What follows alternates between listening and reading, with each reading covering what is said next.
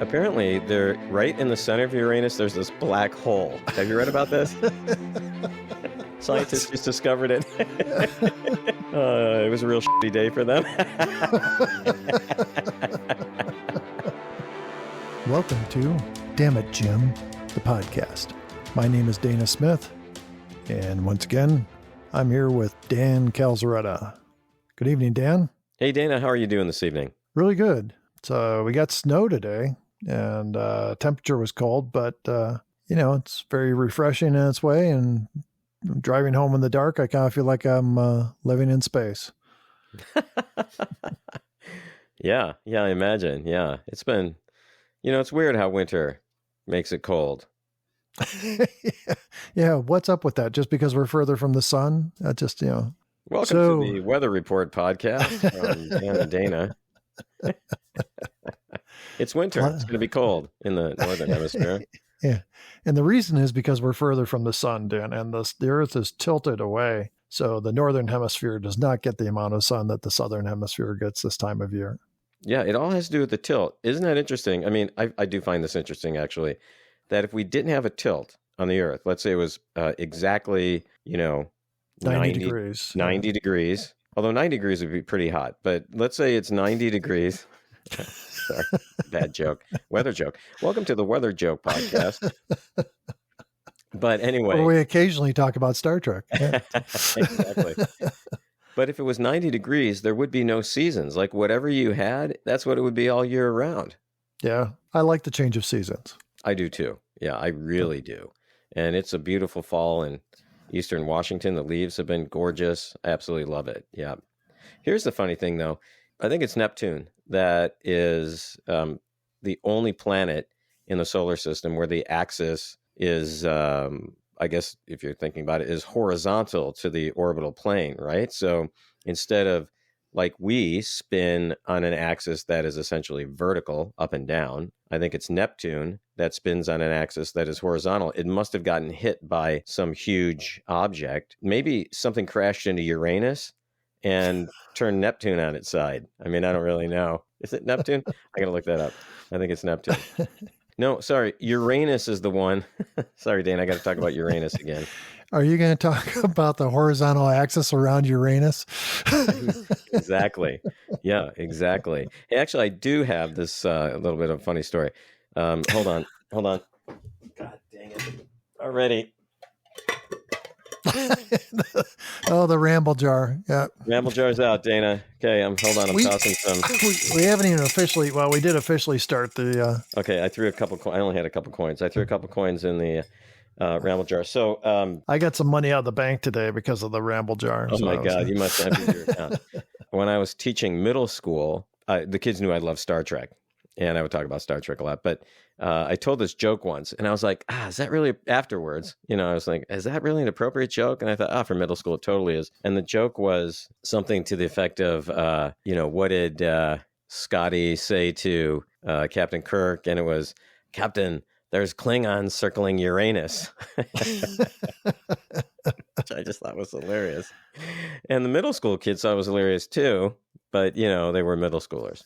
How old were those kids that you scarred for life? Sixth graders. Yeah. Oh, wow. I could see why they would have liked it in sixth grade. Yeah. Let's see. Have we even talked about Star Trek at all yet? Other than the title of the show, of our show, no. Okay. Oh, we did say they're going towards the sun, and then we veered off towards Uranus. Yeah, we did. Yeah. I mean, you could go on and on and on about Uranus. Wow. I was not expecting this tonight, so I wasn't either. So we're like 10 minutes in, and I don't think we've even gotten anywhere yet. No, we haven't. Okay, hey, let's talk about last week's episode, which was Arena. We got a lot of comments about people that either liked the Gorn or didn't like the Gorn. But there was no negative comments on our show. I saw pictures of somebody who met one of the actors who played the Gorn. Now, how would we know? Yeah, I mean, I could say I played the Gorn, Because they were not even ever credited, right? In the series anyway. Yeah. No, but I think, a lot of these guest stars and stuff ended up going to Star Trek conventions. Did we hear from any UFC fighters? No, we did not. But I did have somebody ask me for your address. And well, do they know how to even use a computer? well, we're going to hear from him now. So I hope people know this is just in jest and good fun. So anyway, that was Arena, and it seemed like a very well-received episode. And now we can move on. Yeah, let's move on. Tomorrow is yesterday. The show starts out at an Air Force base, and a technician detects something on his radar and tells his commanding officer there seems to be an aircraft in the vicinity, and the signal is over the base near Omaha, Nebraska. Now, Dana, we've already pissed off people from Nebraska. Is this going to piss them off again? I have nothing bad to say about Nebraska here. The technician says that this object just appeared, like it just dropped out of the sky. The commanding officer says, to scramble some jets and take a look, and they might have a real UFO on their hands. And outside, they get an F-104 starfighter is launched. In the sky, the starship Enterprise is gliding through the clouds above. And that's how the show starts. Yeah. So this was real video from some Air Force base, right? And I believe that airplane crashed. The aircraft crashed in Thailand on the 16th of January, 1967, due to an engine failure. That was just about the time the show was broadcast, wasn't it? The 16th of January, 10 days before this episode was actually broadcast, the plane featured in the beginning of that episode crashed in Thailand. So when we come back, we see the Enterprise in a cloudy sky. Captain's log states that they were pulled towards a black star. When they attempted to break free, they were thrown through space, and little to their knowledge did they know that they were also thrown through time, and now they don't know where they are. Now, a black star, I assume that's a black hole. That's what I took it as. We see the lights on the bridge are kind of dim. Kirk is helping Sulu to his station. Everyone seems disoriented. Kirk says that they are on impulse engines only. Spock helps Uhura to her feet, and she sits in her chair. She looks quite dazed. Spock says that the warp engines are not operational. Spock reports that they are near Earth. They listen in on a radio signal and realize they have gone back in time to the 1960s. I'm getting something on another frequency, but it's not Starfleet. Put it on audio. This is the 5:30 news summary. Cape Kennedy. The first manned moonshot is scheduled for Wednesday, 6 a.m. Eastern Standard Time. All 3 astronauts who are to make this historic... Man, moonshot. That was in the late 1960s. Apparently, Captain. So are we. And then they see that there is a fighter coming closer. And then we get the view from the fighter's cockpit. And from his view, he is getting closer to the Enterprise. And he is all the while reporting to the base what he is seeing and describing the Enterprise. The Enterprise locks onto him with a tractor beam. And even though Spock warns that it could break up the fighter, Kirk and Scotty go ahead with it anyways. And then, of course, the fighter starts to break up. So they transport him into the transporter room. Which right there, is going to cause some problems, right? Yeah. It's just you're pulling somebody out of time. Kirk goes and greets the pilot, and it's Captain John Christopher. Now, Dana, when he beams aboard, he's facing away from the camera. Like he's facing toward the back of the transporter. Right, at the back of the transporter. I've never seen this before. Someone's beaming in or beaming out. They're always facing forward. Yeah, and I was thinking that he would be in a sitting position. So, yeah, see, you don't stand up on in a fighter plane. That's exactly right. So the transporter always can present some problems, right? Are you sitting? Are you standing? What clothes get beamed with you? So his helmet is on. I don't understand what gets beamed in and what doesn't, and what direction you're facing, and that kind of thing. Yeah, they could have ended up beaming in the whole chair, the whole pilot seat and stuff. So yeah, so that brings up a question: what gets beamed? Is it the person and just what they're wearing? And if so, why what they're wearing? And then, like you said, if you're sitting attached to a seat, why doesn't some of that get beamed up with you? It's just weird. Yeah. Well, this again is still early in the we're about midway through the first season, a little bit more. They hadn't figured out all this stuff. And again, remember they used the transporter was originally created because they didn't want to try to use the ship to land on planets. Right, because the special effects cost would have been too great, right? Yeah. I mean, I think it's a brilliant concept. I really do. Oh, yeah. But just these, sometimes, when something happens, if the guy would have just been beamed on and facing forward, I never would have thought about it. It makes me question, how does the whole thing work? That's for minds greater than ours, Dan, to answer that question. So that would be everyone listening. Except the UFC UFC fighters. Yeah. And the people from Nebraska. Yeah. Ouch. Ouch. I'm not cutting that out, Dana.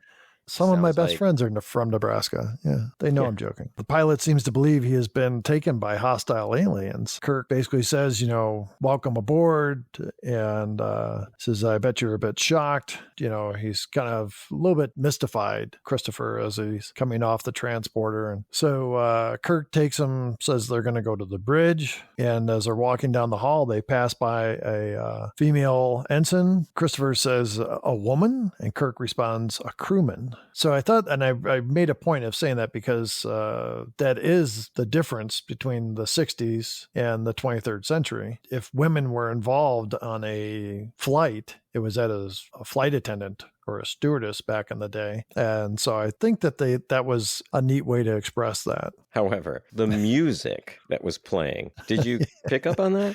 It was that weird, sexy, muted saxophone kind of thing. Yeah, that still was a little odd. But a great point that you're making. And it's one that I'm glad they wrote into this episode. Written by D.C. Fontana, we should say, female writer, who has written some of the best episodes in all of Star Trek. Agreed. Kirk tries to explain that they're from the future, and he's very wary about what is being told to him. And as they come on the bridge, Christopher says, I never have believed in little green men. And then, of course, one of the first person he sees is Spock. And Spock says, neither have I. And so it's a bit of a humorous moment as Christopher takes in Spock, who obviously looks different and actually has a bit of a green tint to him. Yeah. Along with the pointed ears and pointed eyebrows. So Right. Yep. Spock reports that they have achieved orbit above Earth's atmosphere and should not be detected anymore. Spock is concerned about Captain Christopher being on the bridge, and Spock says they cannot return him to Earth. We cannot return him to Earth, Captain. He already knows too much about us and is learning more. I do not specifically refer to Captain Christopher, but suppose an unscrupulous man were to gain certain knowledge of man's future. Such a man could manipulate key industries, stocks, and even nations, and in so doing, change what must be. And if it is changed, you and I, and all that we know, might not even exist. Your logic can be most annoying. Which is a huge dilemma with time travel. There's always some kind of consequence for changing things that have happened in the past. And that's one thing I love about time travel fiction, that whole idea of one little thing. What are the ramifications of that one little thing? And I just find it absolutely fascinating. I wish we could time travel, like to the end of this episode. Because I want to go to bed. I'm an old man, Dana. So Spock and Christopher meet with Kirk in Kirk's quarters later, and the computer that we've heard before refers to Kirk as dear, which bothers Kirk for being so affectionate. Computed and recorded, dear. Mr. Spock, I wouldn't mind so much if only it didn't get so affectionate. It also has an unfortunate tendency to giggle. Spock explains that the computer system was programmed by a planet full of women. We put it into Signet 14 for general repair and maintenance. Signet 14 is a planet dominated by women. They seem to feel the ship's computer system lacked the personality. They gave it one.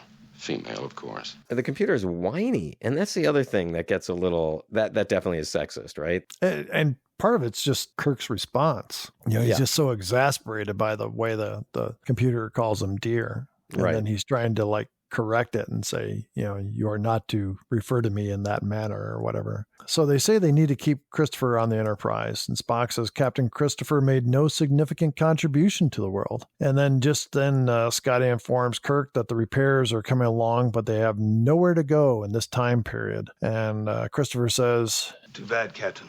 Maybe I can't go home, but neither can you. You're as much a prisoner in time as I am. I love that whole line, Dana, and it really focuses the dilemma for not only Christopher, but for the Enterprise. Like, where are they going to go? If they fix the ship, they got no place to go. Yeah, and I think Kirk even mentions that, over time they'd run out of food, they'd, wouldn't be able to sustain orbit forever, and, so could cause a lot of problems. Yeah, he has that conversation with McCoy, and McCoy's like, well, if you beam everybody down, that's 430 chances that someone's going to mess up the timeline. Spock calls to Kirk and says there's some important news that he uncovered about Captain Christopher. And then we see that Christopher subdues a security guard and he takes his phaser. So he goes to the transporter room and demands he gets sent back to Earth. Kirk comes in, knocks the phaser out of Christopher's hand, and then hits him on the chin, knocking him out. Next thing we see is Christopher in sickbay, and Spock informs Kirk, I made an error in my computations.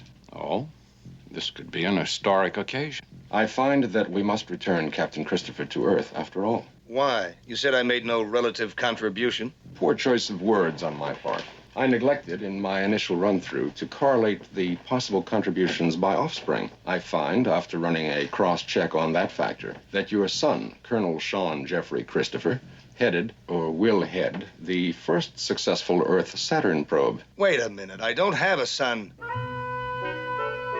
You mean yet? Spock further explains that the problem is Christopher's plane took pictures of the Enterprise and they recorded his conversation with ground control. They determined that they will have to go to the base and find the film and the recordings. So Kirk and Sulu beam down to the base. And it's kind of funny, they're snickering at a bulletin board. And then they pass by a trophy case and they're both kind of like pointing at it and, shrugging their shoulders. And then they break into the Statistical Services office. Hey, before you get there, I want to talk about the trophy case. So this trophy case is in the scene, in that part of the scene, for maybe 2 seconds. And I paused it to look at the trophies. And they look like maybe it's a basketball trophy, some other things. But there's a trophy in the center that looks more like some type of Air Force trophy. And it's got some planes, look like jets kind of coming out of it. And I was reading that Matt Jeffries, the designer for the show, designed that trophy. I find it fascinating that they would spend time and resources on such an insignificant item that would be in the shot for a couple of seconds when they could easily go down to Goodwill and buy a bunch of trophies, which is probably what they did for the other ones, and just stick them in the case. I'm done now. I mean, don't you find that weird? I guess I didn't think about it. I did remember reading about Matt Jeffries designing a trophy, but I guess I didn't really put as much thought into it as you did. I thought he was just trying to add some, because they filmed this in a studio, and so I thought they were just trying to add something to make it look like it's a Air Force base. Yeah, well, there was a sign that also said 498th Air Base Group on the top, which would indicate you're at an Air Force base. They break into the Office of Statistical Services.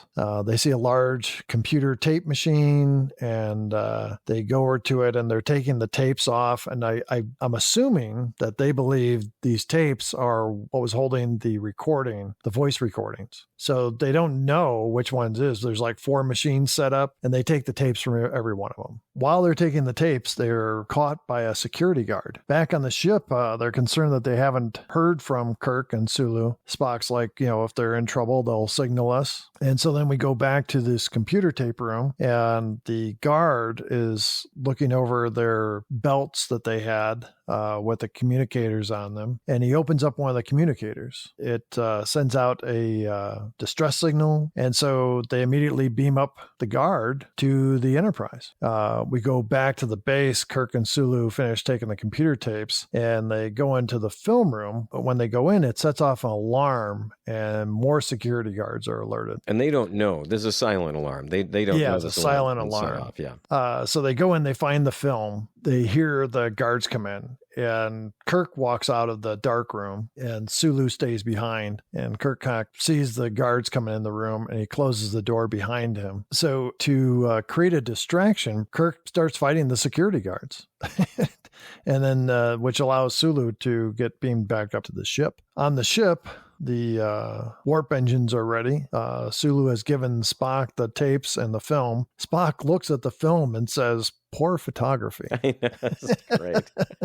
And McCoy kind of flips out and says, damn your observations. Kirk is stranded on the planet without a communicator, and they have no way to locate him. And Spock states that he understands the concern. On Earth, the security team is questioning Kirk, asking how he got past security. They go back and forth on how he got in the facility, and Kirk just basically says, you'd never believe me if I told you. Yeah, it's very, very flippant with them, right? Yeah. Again, it's kind of played for humor. This Colonel sees the small phaser, and Kirk warns him to be careful with that. Kirk finally, when he's questioning him again who he is, Kirk finally says, I'm a little green man from Alpha Centauri. It's a beautiful place. You ought to see it. All right, Kirk, maybe this will make you laugh.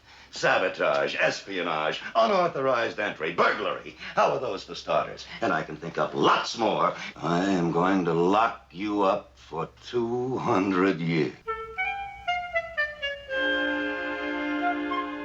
That ought to be just about right.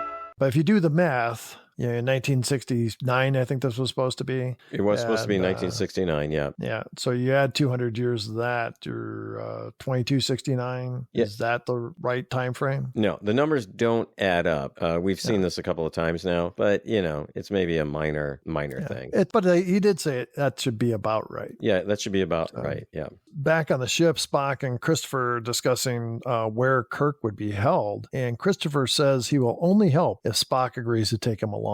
Spock finally concedes, and he adds that he trusts Christopher, but only to a point. They go off to plan their stuff, and the transporter tech is there with the security guard from the Air Force Base, and he asks him if he's hungry, and so he goes over to the food replicator and says, would you like some soup? And so the guard says, sure. And he goes over and lifts the thing, and it's a bowl of chicken soup. And so the guard, you could see he's just completely dumbfounded by the fact that chicken soup was ready in an instant. And, they didn't have microwaves back then. Actually, I love the concept of a replicator. I just think that makes total sense of something that is practical, that you would develop in the future where the food would be really instant. Think about microwave ovens. When they first came out, it was, you can have food in, 2 minutes. Do you know how the microwave was invented? No. So there was this guy who was working on radar technology and radar waves and that whole kind of thing. And he had a chocolate bar in his pocket, and he was a technician. I think it was at GE, if I remember the story, how the story goes. He reaches into his pocket to get the chocolate bar, and he realizes, whoa, this chocolate bar is completely melted. What happened? And then he puts two and two together and realizes that the radar beams, or whatever he's been working with, have melted the chocolate bar, and that leads to this kind of idea, hey, maybe we could use it for cooking. Now, you got to wonder what this guy's insides look like. If I was just going to say,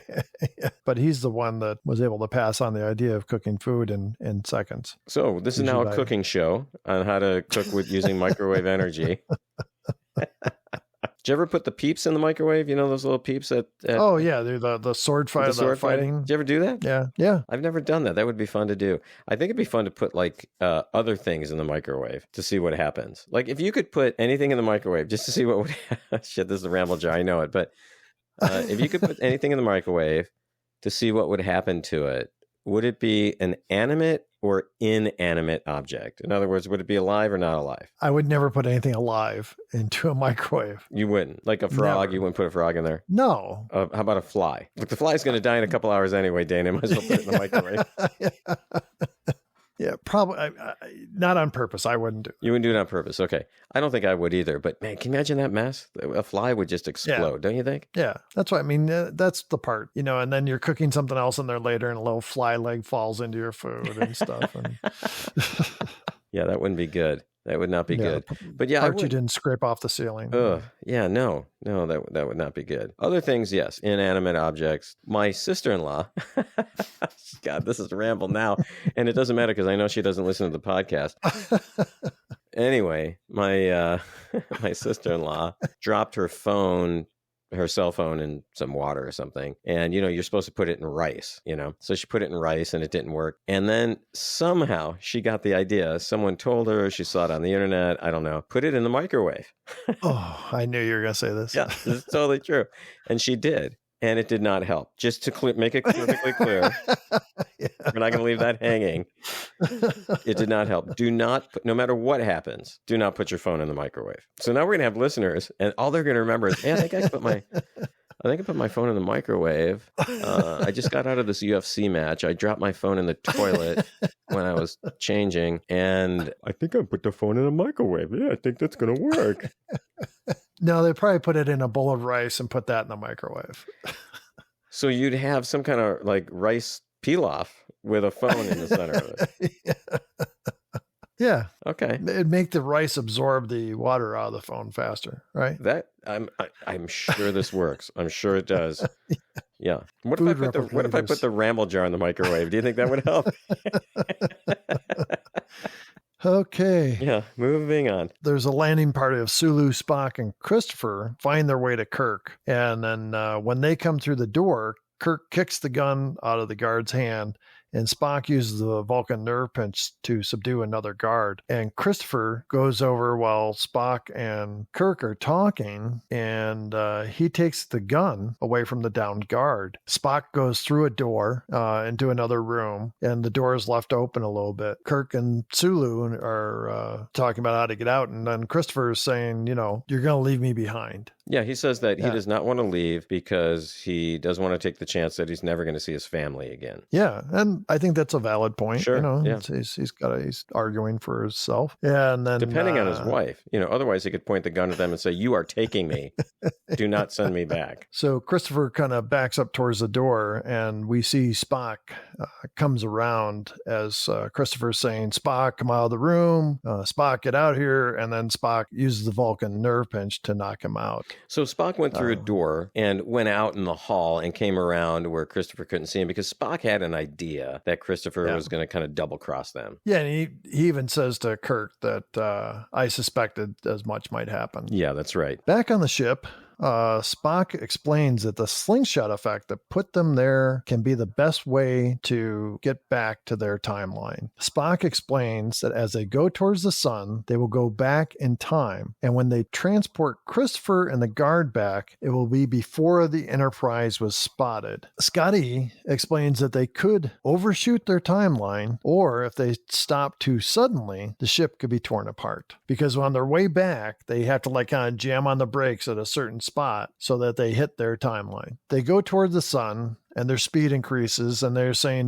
gravity of the sun is causing their speed to increase and go beyond warp 8. Kirk mentions that the chronometers will start going backwards. They slowly are kind of ticking away, and then Spock says they will increase the closer they get to the sun, and then they reach the breakaway point, and it shakes the ship. All the time that they're doing this, Christopher is on the bridge, and he's right next to Kirk, and they're talking, and then Kirk says, "You better go get ready. You're about to hit your timeline." They say, "We're going to transport Christopher and the guard." Christopher beams back into the cockpit of his jet, but now when he looks up, the Enterprise is not there. Everything that's happened, he's been sent kind of on a wild goose chase as far as he knows because the time has been fixed. Then they transport the guard down, and they call back to engineering after they beam the guard down to prepare for braking. Bridge to engineering. Begin full braking power. Pulling away from the sun weakened them, sir.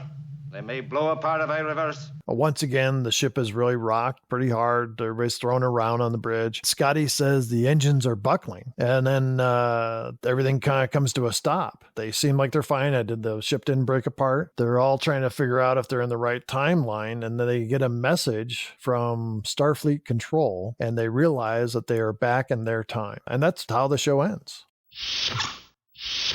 You had made notes about the dilemmas that are faced here. Do you want to talk about that? Yeah, let's talk about the dilemma. So I think this is a dilemma inherent in all time travel fiction. 2 questions I want to ask you. Here's the first one. Do you think any of us are really important enough that if we cease to exist, the timeline would be changed? If you take Albert Einstein out, if you make the Tsar a different person before the Russian Revolution, the Russian Revolution wouldn't have happened. All these things like that, people that were important in history, that had some kind of effect on history. I try to think of people I've come across in my life, and I wonder if there's anybody there, if I wasn't there, that their lives would have been so changed that they wouldn't have made some great discovery or written a piece of music or something that, influenced people. And I can't think of anybody who would be so affected that it would, alter the course of history. You mean if you weren't there? Yeah. Yeah. Well, we wouldn't be doing this podcast. Well, yeah. Talk about altering the course of history. What was I thinking?